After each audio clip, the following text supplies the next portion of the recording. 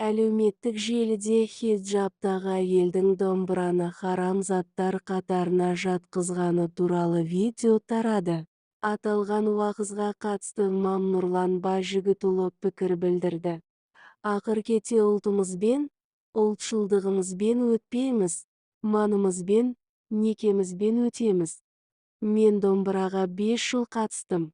Менің домбыра тартқаным ютубте жүр. Мектеп кезінде дін туралы білген жоқпын. Күні кешеге дейін домбыра тартым. Бірақ домбыра харам. Жүрекке тиді, кір екенің білінеді, деді видеодағы хиджаб киген әйел. Осыған қатысты белгілі имам Нұрлан Қажы Байжігітұлы пікір білдірді. Жалпы, қазір сонда болып кетті. Кейбір адамдарымыз шектен шығып, дінді теріс түсініп, өзінің орнына салып түсініп, салтымызды, санамызды, талай ғасырдан бері келе жатқан құндылықтарда ата таптап, домбыраны арам деп, оған тіл тіргізіп жүр. Кезінде Абайды адасқан, шәкәрімді шатасқан деп те айтты. Содан өтпе дегенде, шетелдің, басқа да мемлекеттердің, Кавказдың көшеде жүрген уағызшыларын тыңдағаннан туған үлкен қателік бұл. Біз осымен ел болып, халық болып, күресуіміз керек. Жастар болып күресуіміз керек. Халқымыздың салт-дәстүрін сақтап қалуымыз керек. Домбыра, қырғыздың қомызы, бұл ұлттық аспаптарымыз. Керек десеңіз, діннің насихат алып, имандылықтың таралуына, сабырдың орын алуына, ата-ананы құрметтеуге алып келген бұл аспаптар.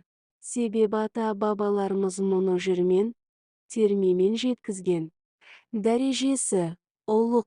Сондықтан нағыз қазақ, қазақ емес, нағыз қазақ, домбыра, деді Нұрлан имам. Депутат Аманжол Алда депутаттық сауалда бұл тақырыпты көтерді. Сіздің ойыңызша, бұл дұрыс па, жоқ па?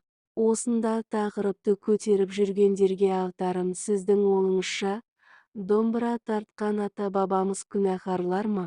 Деді парламент мәжілісінің спикері Ерлан Қошанов.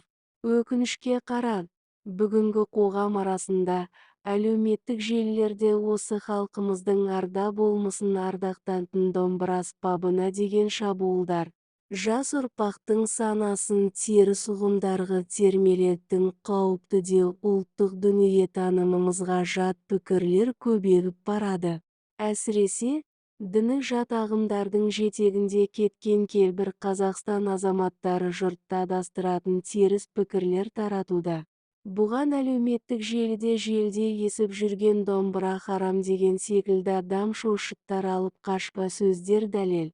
Домбыра тарихи санамызды жаңғыртуға жол ашатын, ата тарихымызды, халқымыздың ғасырлар безбеніндегі сан қырлы тағдырын бағындайтын, өткені мен бүгінін үндестіретін қайталанбас ұлы құндылығы.